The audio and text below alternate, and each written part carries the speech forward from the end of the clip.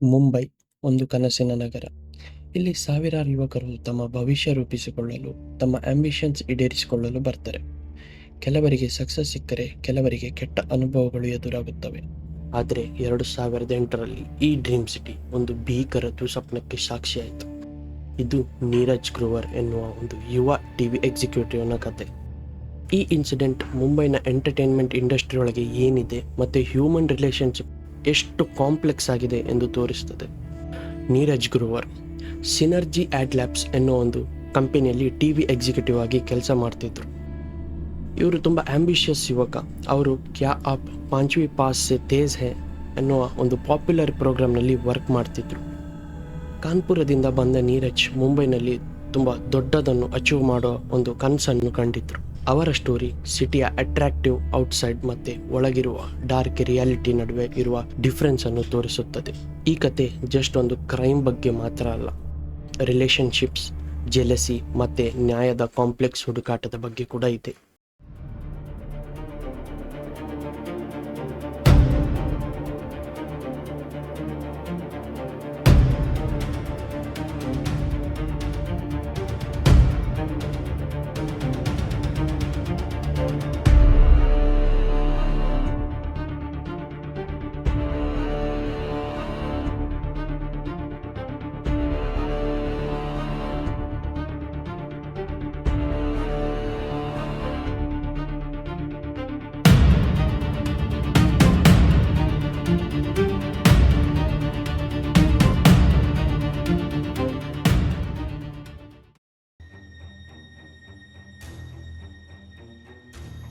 ಕಾನ್ಪುರ ಮೂಲದ ನೀರಜ್ ಮುಂಬೈನಲ್ಲಿ ದೊಡ್ಡದನ್ನು ಅಚೀವ್ ಮಾಡೋ ಡ್ರೀಮ್ ಕಂಡಿದ್ದ ಒಂದು ಯುವ ಟಿವಿ ಎಕ್ಸಿಕ್ಯೂಟಿವ್. ಇವರು ಸಿನರ್ಜಿ ಆಡ್ ಲ್ಯಾಬ್ಸ್ನಲ್ಲಿ ವರ್ಕ್ ಮಾಡ್ತಿದ್ರು ಮತ್ತು ಇನ್ನೋವೇಟಿವ್ ಟಿವಿ ಪ್ರೋಗ್ರಾಮ್ಸ್ನಲ್ಲಿ ಎಂಗೇಜ್ ಆಗಿದ್ರು. ಇವರ ಅರ್ಲಿ ಲೈಫ್ ಬಗ್ಗೆ ಅಷ್ಟೇನು ಮಾಹಿತಿ ಸಿಕ್ಕಲಿಲ್ಲ. ಆದರೆ ಅವರು ಅವರ ಕರಿಯರಲ್ಲಿ ತುಂಬ ಆಂಬಿಷಿಯಸ್ ಆಗಿದ್ದರು ಮತ್ತು ಸಕ್ಸಸ್ ಪಡೆಯಲು ಮುಂಬೈಗೆ ಬಂದಿದ್ದರು. ಮರಿಯಾಗೆ ಟಿವಿ ಇಂಡಸ್ಟ್ರಿಯಲ್ಲಿ ಆಪರ್ಚುನಿಟೀಸ್ ಪಡೆಯಲು ಹೆಲ್ಪ್ ಸಹ ಮಾಡಿದ್ರು.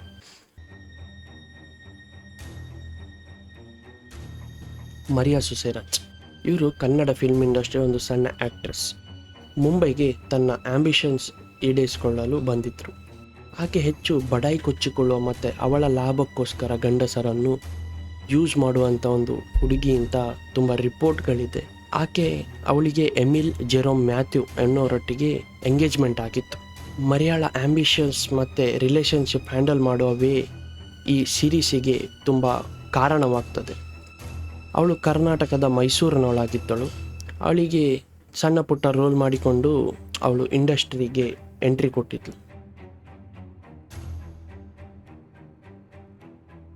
ಎಮಿಲ್ ಜೆರಮ್ ಮ್ಯಾಥ್ಯೂ ಇಂಡಿಯನ್ ನೇವಿಯ ಲೆಫ್ಟಿನೆಂಟ್ ಮತ್ತು ಮರಿಯಾಳ ಫಿಯಾನ್ಸಿ. ಅವರನ್ನು ಡೈರೆಕ್ಟ್ ಮತ್ತು ಗುಡ್ ಲುಕಿಂಗ್ ನೇವಲ್ ಆಫೀಸರ್, ಆದರೆ ಅವರಿಗೆ ತುಂಬ ಬ್ಯಾಡ್ ಟೆಂಪರ್ ಹೊಂದಿದ್ರು, ಅಂದರೆ ಕೆಟ್ಟ ಕೋಪ. ಅವರ ಸೀರಿಯಸ್ ಜೆಲಸಿ ಮತ್ತು ಅಗ್ರೆಸಿವ್ ನೇಚರ್ ಈ ಟ್ರ್ಯಾಜಡಿಗೆ ರೀಸನ್ ಆಯಿತು. ಜೆರೋಮ್ ಕೇರಳದವರು. ಅವರು ತುಂಬ ರೆಸ್ಪೆಕ್ಟೆಡ್ ಆಫೀಸರ್ ಆಗಿದ್ದರು. ಮೇ 6, 2008 ರಾತ್ರಿ ನೀರಜ್ ಅವರು ಆ್ಯಕ್ಟ್ರೆಸ್ ಮರಿಯಾ ಸುಸೇರಾಜ್ ಅವರ ಮಲಾಡ್ ಅಪಾರ್ಟ್ಮೆಂಟಿಗೆ ಹೋಗಿದ್ದರು. ಮರಿಯಾ ಆಗ ತಾನೇ ಮುಂಬೈಗೆ ಬಂದಿದ್ದರು ಮತ್ತು ಟಿ ವಿ ಇಂಡಸ್ಟ್ರಿಯಲ್ಲಿ ಸೆಟ್ಲ್ ಆಗಲು ನೀರಜ್ ಅವರಿಗೆ ಹೆಲ್ಪ್ ಮಾಡ್ತಿದ್ರು. ನೀರಜ್ ಅವರು ಮರಿಯಾಳಿಗೆ ಕೆಲವು ಆಡಿಷನ್ಸ್ಗಳನ್ನು ಕೂಡ ಅರೇಂಜ್ ಮಾಡಿದರು. ಅದೇ ರಾತ್ರಿ ಸುಮಾರು ಒಂದು 11:30 ಗಂಟೆಗೆ ಮರಿಯಾ ಅವರ ಫಿಯಾನ್ಸಿ ಆಗಿರುವ naval officer Emil Jerome Mathew call ಮಾಡ್ತಾರೆ. ಬ್ಯಾಕ್ಗ್ರೌಂಡ್ನಲ್ಲಿ ಗಂಡು ವಾಯ್ಸ್ ಕೇಳಿದ ಜೆರೋಮ್ಗೆ ಡೌಟ್ ಬಂತು.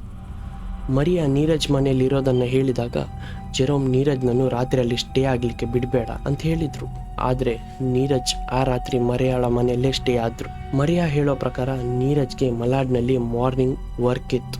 ನೆಕ್ಸ್ಟ್ ಡೇ ನೀರಜ್ ಫ್ರೆಂಡ್ಸ್ ಮತ್ತು ಫ್ಯಾಮಿಲಿ ಅವನನ್ನು ಕಾಂಟ್ಯಾಕ್ಟ್ ಮಾಡೋಕ್ಕೆ ಆಗ್ತಿರ್ಲಿಲ್ಲ. 24 ಗಂಟೆಗೂ ಹೆಚ್ಚು ಕಾಲ ಮಿಸ್ಸಿಂಗ್ ಆಗಿದ್ದಾಗ ಅವರ ಫ್ಯಾಮಿಲಿ ಮಿಸ್ಸಿಂಗ್ ಕಂಪ್ಲೇಂಟ್ ಫೈಲ್ ಮಾಡಿದ್ರು. ನೀರಜ್ ಫ್ಯಾಮಿಲಿ ತಮ್ಮ ಮಗನ ಮಿಸ್ಸಿಂಗ್ನಲ್ಲಿ ಅವರ ಲೇಡಿ ಫ್ರೆಂಡ್ ರೋಲ್ ಬಗ್ಗೆ ಡೌಟ್ ಎಕ್ಸ್ಪ್ರೆಸ್ ಮಾಡಿದ್ರು. ಮರಿಯಾ ತನ್ನ ಫಿಯಾನ್ಸಿ ಆತಂಕವನ್ನು ಇಗ್ನೋರ್ ಮಾಡಿ ನೀರಜ್ನನ್ನು ರಾತ್ರಿ ತಮ್ಮ ಮನೆಯಲ್ಲಿ ಸ್ಟೇ ಆಗಲು ಬಿಟ್ಟಿತ್ತು. ನೀರಜ್ ನಂತರ ನಾಪತ್ತೆಯಾಗಿತ್ತು. ಇದು ಸ್ಟಾರ್ಟಿಂಗಲ್ಲೇ ಮಿಸ್ಟ್ರಿ ಮತ್ತು ಒಂದು ವಂಚನೆಯ ಸುಳಿವಿಗೆ ಕಾರಣವಾಯಿತು. ಜೆರೋಮ್ ಕೊಚ್ಚಿಯಿಂದ ಮುಂಬೈಗೆ ಅನ್ಎಕ್ಸ್ಪೆಕ್ಟೆಡ್ ಆಗಿ ಫ್ಲೈಟ್ನಲ್ಲಿ ಬಂದಿತ್ತು. ಇದು ಅವರ ಜೆಲೆಸಿ ಮತ್ತು ರಿಲೇಷನ್ಶಿಪ್ನಲ್ಲಿರೋ ಟೆನ್ಷನನ್ನು ಎಷ್ಟು ಮಟ್ಟದಲ್ಲಿತ್ತು ಅಂತ ತೋರಿಸಿಕೊಡ್ತದೆ. ಈ ಅನ್ಎಕ್ಸ್ಪೆಕ್ಟೆಡ್ ವಿಸಿಟ್ ನೀರಜ್ ಮತ್ತು ಜೆರೋಮ್ ನಡುವೆ ಆಗುವ ಮಾರಣಾಂತಿಕ ಕಾನ್ಫ್ಲಿಕ್ಟ್ಗೆ ಡೈರೆಕ್ಟ್ ರೀಸನ್ ಆಯಿತು. ಪೊಲೀಸ್ ಇನ್ವೆಸ್ಟಿಗೇಷನ್ ಸ್ಟಾರ್ಟ್ ಆದಾಗ ಮರಿಯಾ ಸುಸೈರಾಜ್ ಅವರು ಸುಮಾರು 10 ದಿನ ಸುಳ್ಳು ಕಥೆಗಳನ್ನು ಹೇಳ್ತಾ ಬಂದಿದ್ದರು. ನೀರಜ್ ತಡರಾತ್ರಿ ಅವರ ಮನೆಯಿಂದ ಹೊರಟು ಅಂಧೇರಿಯಲ್ಲಿ ಅವರ ಫ್ರೆಂಡ್ಸ್ ಜೊತೆ ಪಾರ್ಟಿಗೆ ಹೋಗಿದ್ರು ಅಂತ ಅವ್ರು ಹೇಳಿದರು. ಆದರೆ ಪೊಲೀಸರು ಕಲೆಕ್ಟ್ ಮಾಡಿದ ಕೆಲವು ಇಂಪಾರ್ಟೆಂಟ್ ಕ್ಲೂಸ್ ಈ ಸುಳ್ಳುಗಳನ್ನು ಬಯಲು ಮಾಡಿತು. ನೀರಜ್ ಅವರ ಬಾಡಿಯನ್ನು ಡಿಸ್ಪೋಸ್ ಮಾಡೋಕ್ಕೆ ಮರಿಯಾ ಮತ್ತು ಜೆರೋಮ್ ಫ್ರೆಂಡ್ಸ್ನ ಕಾರಲ್ಲಿ ಮೆನಾರ್ಗೆ ಹೋಗಿದ್ದಾಗ ಮರಿಯಾ ಆಕ್ಸಿಡೆಂಟ್ಲಿ ನೀರಜ್ನ ಮೊಬೈಲ್ಗೆ ಒಂದು ಫೋನ್ ಬಂತು. ಅವರು ತಪ್ಪಿ ಅದನ್ನು ಆನ್ಸರ್ ಮಾಡಿದರು. ಇಮ್ಮಿಡಿಯೇಟ್ಲಿ ಕಾಲ್ ಕಟ್ ಮಾಡಿದ್ರು. ಪೊಲೀಸರಿಗೆ ಆ ಕಾಲಿನ ಲೊಕೇಶನ್ ಟ್ರೇಸ್ ಮಾಡಲಿಕ್ಕಾಯಿತು. ಇದು ಮರಿಯಾ ದಾದರ್ನಲ್ಲಿ ಶಾಪಿಂಗ್ ಮಾಡ್ತಿದ್ದೆ ಅಂತ ಹೇಳಿದ ಸುಳ್ಳನ್ನು ಬಯಲು ಮಾಡಿತು. ಯಾಕಂದರೆ ಕಾಲ್ ಲೊಕೇಶನ್ ಮ್ಯಾನೋರ್ಗೆ ಹೋಗೋ ರೂಟ್ನಲ್ಲಿತ್ತು. ಈ ಸಣ್ಣ ಮಿಸ್ಟೇಕ್ ಟೆಕ್ನಾಲಜಿ ಹೆಲ್ಪಿಂದ ಮರಿಯಾಳ ಸುಳ್ಳು ಭೇದಿಸೋದ್ರಲ್ಲಿ ಮೇನ್ ರೋಲ್ ಪ್ಲೇ ಮಾಡಿತ್ತು. ಪ್ರೆಷರ್ನಲ್ಲಿರುವಾಗಲೇ ಕ್ರಿಮಿನಲ್ಸ್ ಮಾಡೋ ಸಣ್ಣ ಮಿಸ್ಟೇಕ್ ದೊಡ್ಡ ಕ್ಲೂಸ್ ಆಗಬಹುದು ಅನ್ನೋದಕ್ಕೆ ಇದೊಂದು ಎಕ್ಸಾಂಪಲ್. ಮರಿಯಾ ಫಸ್ಟ್ ಜೆರೋಮ್ನ ಫ್ರೆಂಡ್ ಜಿತೇಶ್ನಿಂದ ಹ್ಯುಂಡೈ ಸ್ಯಾಂಟ್ರೋ ಕಾರ್ ತಗೊಂಡಿದ್ದಾರೆ ಅಂತ ಹೇಳಿದರು. ಆದರೆ ಜಿತೇಶ್ ನೇವಲ್ ಆಫೀಸರ್ ಆಗಿದ್ದರು. ಆ ಟೈಮಲ್ಲಿ ಅವರು ಡ್ಯೂಟಿಯಲ್ಲಿದ್ದರು ಮತ್ತು ಅವರ ಟ್ರಾವೆಲ್ ರೆಕಾರ್ಡ್ಸ್ ಮರಿಯಾಳ ಸ್ಟೇಟ್ಮೆಂಟ್ಗೆ ಅಪೋಸಿಟ್ ಆಗಿತ್ತು. ಜಿತೇಶ್ ಸುಳ್ಳು ಹೇಳಲಿಕ್ಕೆ ಆಗೋದಿಲ್ಲ ಅಂತ ಹೇಳಿದಾಗ ಮರಿಯಾ ರಿಯಲ್ ಕಾರ್ ಓನರ್ನ ಹೆಸರು ಕಿರಣ್ ಶ್ರೇಯಸ್ ಅಂತ ಒಪ್ಪಿಕೊಂಡ್ರು. ಶ್ರೇಯಸ್ ಪೊಲೀಸರಿಗೆ ಮರಿಯಾ ನಾನು ಶಾಪಿಂಗ್ ಹೋಗ್ತಿದ್ದೀನಿ ಅಂತ ಹೇಳಿ ನನ್ನ ಹತ್ರ ಕಾರ್ ತಗೊಂಡಿದ್ಲು ಅಂತ ಕನ್ಫರ್ಮ್ ಮಾಡಿದ್ಲು. ಈ ಸುಳ್ಳು ಕೂಡ ಮರಿಯಾಳನ್ನು ಮತ್ತಷ್ಟು ಸಸ್ಪಿಷಿಯಸ್ ಮಾಡಿತ್ತು. ನೀರಜ್ನ ಫ್ರೆಂಡ್ ಒಬ್ಬರು ನೀರಜ್ಗೆ ಕಾಲ್ ಮಾಡಿದಾಗ ಮರಿಯಾ ಆ ಕಾಲಿಗೆ ಆನ್ಸರ್ ಮಾಡಿ ನೀರಜ್ ಫೋನ್ ಮರೆತು ಹೊರಗೆ ಹೋಗಿದ್ದಾರೆ ಅಂತ ಹೇಳಿದ್ರು. ಈ ಆ್ಯಕ್ಷನ್ ಕೂಡ ಮರಿಯಾಳನ್ನು ಮೇನ್ ಸಸ್ಪೆಕ್ಟ್ ಮಾಡ್ತು. ಯಾಕಂದರೆ ನೀರಜ್ ತನ್ನ ಫೋನ್ ಎಂದಿಗೂ ಮರೆಯುತ್ತಿಲ್ಲ ಅಂತ ಅವನ ಎಲ್ಲ ಫ್ರೆಂಡ್ಸಿಗೂ ಗೊತ್ತಿತ್ತು. ಕ್ರೈಮ್ ಬ್ರಾಂಚ್ನ ಪ್ರಕಾರ ಮೇ 7ರಿಂದ ಮೇ 22, 2008 ಅಂದರೆ 13 ದಿನಗಳ ನಡುವೆ ಜೆರೋಮ್ ಮರಿಯಾಳಿಗೆ ಸುಮಾರು 1,000 ಸರಿ ಕಾಲ್ ಮಾಡಿದ್ದೆ ಎಂದು ಪತ್ತೆ ಹಚ್ಚಿತ್ತು. ಇಷ್ಟು ನಂಬರ್ಸಲ್ಲಿ ಕಾಲ್ ಇದು ಡಿಪಾರ್ಟ್ಮೆಂಟಿಗೆ ತುಂಬ ಡೌಟ್ ಕ್ರಿಯೇಟ್ ಮಾಡಿತು. ಆದ್ದರಿಂದ ಅವರು ತುಂಬ ಸೀರಿಯಸ್ ಆಗಿ ಅವಳನ್ನು ಕ್ವಶನ್ ಮಾಡಲಿಕ್ಕೆ ಶುರು ಮಾಡಿದಾಗ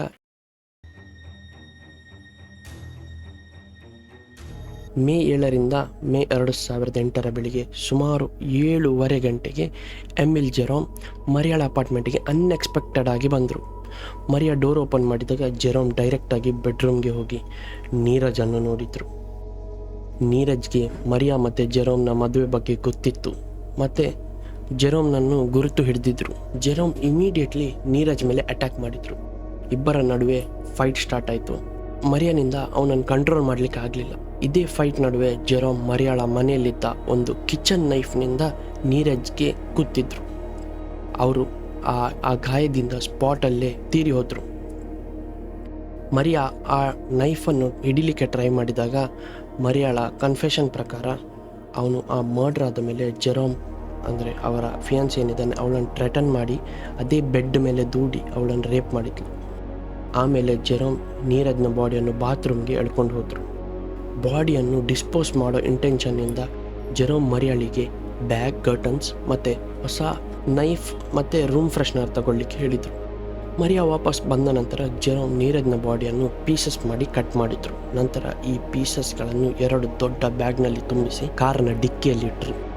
ಅದೇ ದಿನ ಸಂಜೆ ಸುಮಾರು 4:15 ಸುಮಾರಿಗೆ ಅವರ ಬಾಯಂದರ್ ಅನ್ನೋ ಒಂದು ಜಾಗದಲ್ಲಿ 2 ಬಾಟಲ್ ಪೆಟ್ರೋಲ್ ಖರೀದಿಸಿದ್ರು. ಮೆನೋಲ್ ಹತ್ರ ಇರುವಾಗ ಆಮ್ಗಾವ್ ಎಂಬ ಹಳ್ಳಿಯ ಕಾಡಿಗೆ ಹೋದರು. ಅಲ್ಲಿ ಆ ಬ್ಯಾಗ್ಗಳನ್ನು ಪೆಟ್ರೋಲ್ನಲ್ಲಿ ನೆನೆಸಿ ಅದಕ್ಕೆ ಬೆಂಕಿ ಹಾಕಿ ಸುಟ್ಟು ಹಾಕಿದರು.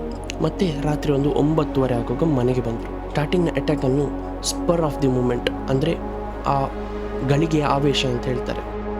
ಆದರೆ ಅವರು ಆ ಬಾಡಿಯನ್ನು ಪೀಸಸ್ ಮಾಡಿದ್ದು ಮತ್ತು ಅದನ್ನು ಡಿಸ್ಪೋಸ್ ಮಾಡಿದ್ದು ಇದೊಂದು ಪ್ಲ್ಯಾಂಡ್ ಕ್ರೂಯಲ್ ನೇಚರ್ ಅಂತ ತೋರಿಸ್ತದೆ.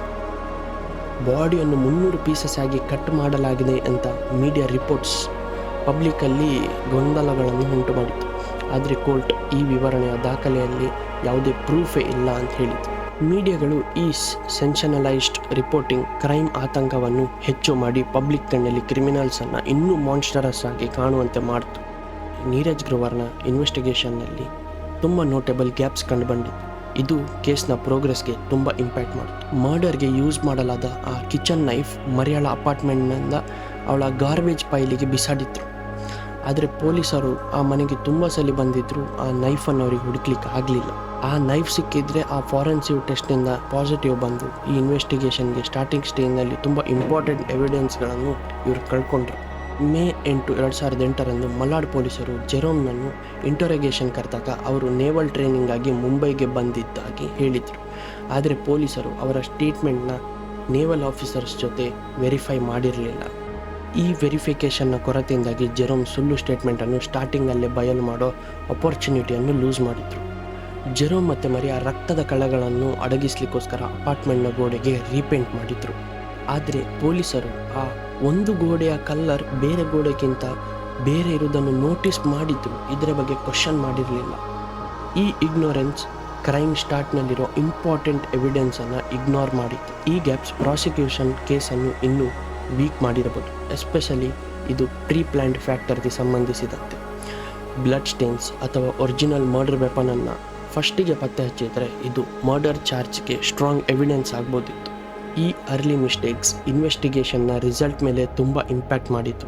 ಈ ಕೇಸ್ ದೇಶಾದ್ಯಂತ ಸೀರಿಯಸ್ ಅಟೆನ್ಷನನ್ನು ಸೆಳೆಯಿತು ಮತ್ತು ಕೋರ್ಟ್ ವರ್ಡಿಕ್ಟ್ ಪಬ್ಲಿಕ್ನಲ್ಲಿ ತುಂಬ ಡಿಸ್ಕಷನಿಗೆ ರೀಸನ್ ಆಗಿತ್ತು. ಎಮಿಲ್ ಜೆರೋಮ್ ಮತ್ತು ಮರಿಯಾ ಸುಸೈರಾಜ್ ಇಬ್ಬರ ಮೇಲೂ murder, criminal conspiracy, common intention ಮತ್ತು ಎವಿಡೆನ್ಸ್ ನಾಶದ ಅಕ್ಯುಸೇಷನ್ಸ್ ಹಾಕಿದ್ರು. ಜೂನ್ 30, 2011 ಕೋರ್ಟ್ ಎಮಿಲ್ ಜೆರೋಮ್ನನ್ನು ಇಂಡಿಯನ್ ಪೀನಲ್ ಕೋಡ್ ಅಂದರೆ IPC ಸೆಕ್ಷನ್ 304 ಅಡಿಯಲ್ಲಿ ಕೊಲೆಗೆ ಸಮಾನಾಗದ ಅಪರಾಧ ಅಂದರೆ culpable homicide not amounting to murder ಮತ್ತು ಸೆಕ್ಷನ್ 201 ಅಡಿಯಲ್ಲಿ ಎವಿಡೆನ್ಸ್ ನಾಶಕ್ಕಾಗಿ ಗಿಲ್ಟಿ ಎಂದು ಘೋಷಿಸಿತು.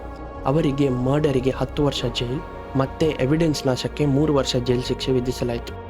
ಈ ಪನಿಷ್ಮೆಂಟ್ ಸೈಮಲ್ಟೇನಿಯಸ್ಲಿ ಆಗಿ ಇಂಪ್ಲಿಮೆಂಟ್ ಆಯಿತು. ಮರಿಯಾ ಸುಸೈರಾಜ್ ಅವರನ್ನು ಮರ್ಡರ್ ಚಾರ್ಜ್ಗಳಿಂದ ರಿಲೀಸ್ ಮಾಡಲಾಯಿತು, ಆದರೆ ಎವಿಡೆನ್ಸ್ ನಾಶಕ್ಕೆ ಸೆಕ್ಷನ್ 201 ಚಾರ್ಜ್ ಮೇಲೆ ಗಿಲ್ಟಿ ಎಂದು ಘೋಷಿಸಲಾಯಿತು. ಅವರಿಗೆ ಮ್ಯಾಕ್ಸಿಮಮ್ 3 years ಜೈಲು ಶಿಕ್ಷೆ ವಿಧಿಸಲಾಯಿತು. ಆದರೆ ಅವರು ಟ್ರಯಲ್ ಟೈಮ್ನಲ್ಲೇ ಅವರು ಆಲ್ರೆಡಿ ಈ ಪೀರಿಯಡನ್ನು ಕಂಪ್ಲೀಟ್ ಮಾಡಿದ್ದರಿಂದ ಮರಿಯಾನನ್ನು ನೆಕ್ಸ್ಟ್ ಡೇನೇ ರಿಲೀಸ್ ಮಾಡಿದರು. ಕೋರ್ಟ್ ಜೆರೋಮ್ ನೀರಜ್ನನ್ನು ಜೆಲಸಿಯಿಂದ ಮರ್ಡರ್ ಮಾಡಿದ್ದನ್ನು ಅಕ್ಸೆಪ್ಟ್ ಮಾಡಿತು. ಆದರೆ ಇದು ಪ್ರೀ ಪ್ಲ್ಯಾಂಡ್ ಮರ್ಡರ್ ಅಲ್ಲ, ಜೆರೋಮ್ ಆ ಕ್ಷಣದ ಆವೇಶದಲ್ಲಿ ಆ್ಯಕ್ಟ್ ಮಾಡಿದ್ರು ಅಂತ ಜಡ್ಜ್ ಹೇಳಿದರು. ಕಿಚನ್ ನೈಫ್ ಯೂಸ್ ಮಾಡಿದ್ದು ಜೆರೋಮ್ ಯಾವುದೇ ಪ್ರಿಪರೇಷನ್ ಇಲ್ಲದೆ ಕೊಚ್ಚಿಯಿಂದ ಬಂದಿತ್ತು, ಇದಕ್ಕೆ ಪ್ರೂಫ್ ಆಗಿತ್ತು. ಈ ಲೀಗಲ್ ಇಂಟರ್ಪ್ರಿಟೇಷನ್ ಸೊಸೈಟಿಯ ಜಸ್ಟಿಸ್ ಎಕ್ಸ್ಪೆಕ್ಟೇಷನ್ಗಿಂತ ಡಿಫ್ರೆಂಟ್ ಆಗಿತ್ತು. ಇದು ಪಬ್ಲಿಕ್ನಲ್ಲಿ ಕೆಲವು ಗೊಂದಲಕ್ಕೆ ಕಾರಣವಾಯಿತು. ಕೋರ್ಟ್ ನೀರಜ್ ಅವರ ಫ್ಯಾಮಿಲಿಗೆ 50,000 ಫೈನನ್ನು ಮರಿಯಾ ಮತ್ತು ಜೆರೋಮ್ ಪೇ ಮಾಡಬೇಕಂತ ಆರ್ಡರ್ ಮಾಡಿತು. ಮರಿಯಾಳ ಕನೆಕ್ಷನ್ನಲ್ಲಿ ಜೆರೋಮ್ ಮರ್ಡರ್ ನಂತರ ತನ್ನ ಮೇಲೆ ರೇಪ್ ಮಾಡಿದ್ದಾರೆ ಅಂತ ಹೇಳಿದರು. ವರ್ಡಿಕ್ನಲ್ಲಿ ರೇಪ್ ಚಾರ್ಜ್ ಬಗ್ಗೆ ಯಾವುದೇ ಮೆನ್ಷನ್ ಇಲ್ಲ. ಇದು ಜೆರೋಮ್ನ ಆ್ಯಕ್ಷನ್ಸ್ಗಳ ಕಂಪ್ಲೀಟ್ ಅಪೋಸಿಟ್ ಮತ್ತು ಪ್ರಾಸಿಕ್ಯೂಷನ್ ಸ್ಟ್ರಾಟಜಿ ಬಗ್ಗೆ ಕ್ವೆಶನ್ ರೈಸ್ ಮಾಡುತ್ತೆ. ರೇಪ್ ಚಾರ್ಜ್ ಪ್ರೂವ್ ಆಗಿದ್ದರೆ ಇದು ಜೆರೋಮ್ನ ಆ್ಯಕ್ಷನ್ಗಳನ್ನು ಮತ್ತಷ್ಟು ಕ್ರಿಮಿನಲ್ ಎಲಿಮೆಂಟ್ ಸೇರಿಸ್ತಿತ್ತು ಮತ್ತು ಡಿಫೆನ್ಸ್ ಮೇಲೆ ತುಂಬ ಇಂಪ್ಯಾಕ್ಟ್ ಮಾಡಬಹುದಿತ್ತು. ನೀರಜ್ನ ಕೇಸನ್ನು 1959 ಫೇಮಸ್ ಆಗಿರುವ ನಾನಾವತಿ ಕೇಸ್ಗೆ ಕಂಪೇರ್ ಮಾಡಿತು. ಈ 2 ಕೇಸ್ಗಳು ದೇಶದ ಇಮ್ಯಾಜಿನೇಷನನ್ನು ಕ್ಯಾಚ್ ಮಾಡಿತು ಮತ್ತು ಮುಂಬೈ ಈ ಡ್ರಾಮಾಗಳಿಗೆ ಸ್ಟೇಜ್ ಆಗಿತ್ತು. ನಾನಾವತಿ ಕೇಸ್ನಲ್ಲಿ ಕೂಡ ಮೀಡಿಯಾಗಳು ಇಂಪಾರ್ಟೆಂಟ್ ರೋಲ್ ಪ್ಲೇ ಮಾಡಿತ್ತು. ಅದನ್ನು soap Opera of morality and patriotism ಆಗಿ ಶೇಪ್ ಮಾಡಿದ್ದು. ಈ ಕಂಪ್ಯಾರಿಸನ್ ಇಂಡಿಯನ್ ಸೊಸೈಟಿಯಲ್ಲಿ ಫ್ಯಾಷನ್ ಕ್ರೈಮ್ಗಳ ಬಗ್ಗೆ ಇರೋ ಕಂಟಿನ್ಯೂಯಸ್ ಅಟ್ರಾಕ್ಷನ್ ಅನ್ನು ತೋರಿಸುತ್ತದೆ. ಅಲ್ಲಿ ಜೆಲಸಿ, ವಂಚನೆ ಮತ್ತು ಇಂಪಾರ್ಟೆಂಟ್ ಪರ್ಸನ್ಸ್ ಇನ್ವಾಲ್ವ್ಮೆಂಟ್ ಪಬ್ಲಿಕ್ನಲ್ಲಿ ಅಟೆನ್ಷನನ್ನು ಕ್ಯಾಚ್ ಮಾಡುತ್ತೆ. ವರ್ಡಿಕ್ಟ್ಗಳ ನಂತರ ಅಕ್ಯೂಸ್ಡ್ಗಳ ಲಾಯರ್ಸ್ ಮತ್ತು ಪ್ರಾಸಿಕ್ಯೂಷನ್ 2 ಅಪೀಲ್ ಫೈಲ್ ಮಾಡೋ ಇಂಟೆನ್ಷನ್ನ ಅನೌನ್ಸ್ ಮಾಡಿದರು. ನೀರಜ್ ಗ್ರೋವರ್ ಅವರ ಪೇರೆಂಟ್ಸ್ ವರ್ಡಿಕ್ಟ್ ಬಗ್ಗೆ ತುಂಬ ದುಃಖವನ್ನು ಎಕ್ಸ್ಪ್ರೆಸ್ ಮಾಡಿದ್ರು ಮತ್ತು ಮರಿಯಾಳನ್ನು ಮರ್ಡರ್ ಚಾರ್ಜ್ನಿಂದ ರಿಲೀಸ್ ಮಾಡಬಾರದಿತ್ತು ಅಂತ ಹೇಳಿದರು.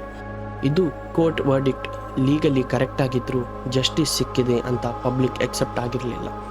ಈ case judicial processes, media role ಮತ್ತು ಪಬ್ಲಿಕ್ ಒಪಿನಿಯನ್ ನಡುವಿರುವ ಕಾಂಪ್ಲೆಕ್ಸ್ ರಿಲೇಷನ್ಶಿಪ್ಪನ್ನು ಎತ್ತಿ ತೋರಿಸುತ್ತದೆ. ಇದು ಫ್ಯಾಷನ್ ಕ್ರೈಮ್ ಮತ್ತು ಅವುಗಳ ಲೀಗಲಿ ಇಂಟರ್ಪ್ರಿಟೇಷನ್ ಬಗ್ಗೆ ಸೊಸೈಟಿಯಲ್ಲಿ ಡಿಸ್ಕಷನ್ ಕ್ರಿಯೇಟ್ ಮಾಡಿತು.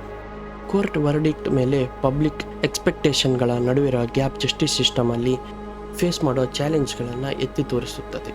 ಈ ಕೇಸ್ ಜಸ್ಟ್ ಒಂದು ಕ್ರೈಮ್ ಸ್ಟೋರಿಯಾಗಿ ಉಳಿಯುತ್ತೆ. ಇಂಡಿಯನ್ ಸೊಸೈಟಿಯಲ್ಲಿ ಜಸ್ಟಿಸ್, ಮೊರಾಲಿಟಿ ಮತ್ತು ಮೀಡಿಯಾ ಇಂಪ್ಯಾಕ್ಟ್ ಬಗ್ಗೆ ಕಂಟಿನ್ಯೂಸ್ ಡಿಸ್ಕಷನ್ನ ಪಾರ್ಟ್ ಆಗಿ ಉಳಿದಿದೆ. ನೀರಜ್ ಗ್ರೋವರ್ ಕೊಲೆ ಪ್ರಕರಣವು ಮುಂಬೈ ಎಂಟರ್ಟೈನ್ಮೆಂಟ್ ಉದ್ಯಮದ ಹೊಳಪಿನ ನಡುವೆಯೂ ಮಾನವ ಸಂಬಂಧಗಳಿಗೆ ಎಷ್ಟು ಅಸೂಯೆ ಮತ್ತು ಎಷ್ಟು ಕಾಂಪ್ಲಿಕೇಟೆಡ್ ಇದೆ ಮತ್ತು ಅದು ಹೇಗೆ ಅವರ ಮಾರಣಾಂತಿಕವಾಗಿ ಪರಿಣಾಮ ಬೀರಬಹುದು ಎಂಬುದನ್ನು ತೋರಿಸುತ್ತದೆ. ಈ ಪ್ರಕರಣವು ಕಾನೂನು ಪ್ರಕ್ರಿಯೆಗಳು, ಮಾಧ್ಯಮಗಳ ಪ್ರಭಾವ ಮತ್ತು ಸಾರ್ವಜನಿಕ ಅಭಿಪ್ರಾಯಗಳ ಮೇಲೆ ತುಂಬ ಸಮತೋಲವನ್ನು ಎತ್ತಿ ತೋರಿಸುತ್ತದೆ. ಕಾನೂನುಬದ್ಧವಾಗಿ ಸರಿಯಾಗಿದ್ದರೂ ಪ್ರೀಪ್ಲ್ಯಾಂಡ್ ಮರ್ಡರ್ ಅಲ್ಲ ಎಂಬ ಲಾ ಡೆಫಿನೇಷನ್ ಮತ್ತು ದೇಹವನ್ನು ವಿಲೇವಾರಿ ಮಾಡಿದ ಭಯಾನಕ ವಿಧಾನದಿಂದಾಗಿ ಸಾರ್ವಜನಿಕರಲ್ಲಿ ವ್ಯಾಪಕ ಆಕ್ರೋಶಕ್ಕೆ ಕಾರಣವಾಯಿತು. ಮಾಧ್ಯಮಗಳು ಈ ಪ್ರಕರಣವನ್ನು ವ್ಯಾಪಕವಾಗಿ ವರದಿ ಮಾಡಿದ್ದವು. 300 ತುಂಡುಗಳ ವಿವಾದವು ಮಾಧ್ಯಮಗಳು ಹೇಗೆ ಸಾರ್ವಜನಿಕರ ಭಾವನೆಗಳನ್ನು ರೂಪಿಸಬಹುದು ಎಂಬುದಕ್ಕೆ ಒಂದು ಮುಖ್ಯ ಉದಾಹರಣೆಯಾಗಿದೆ.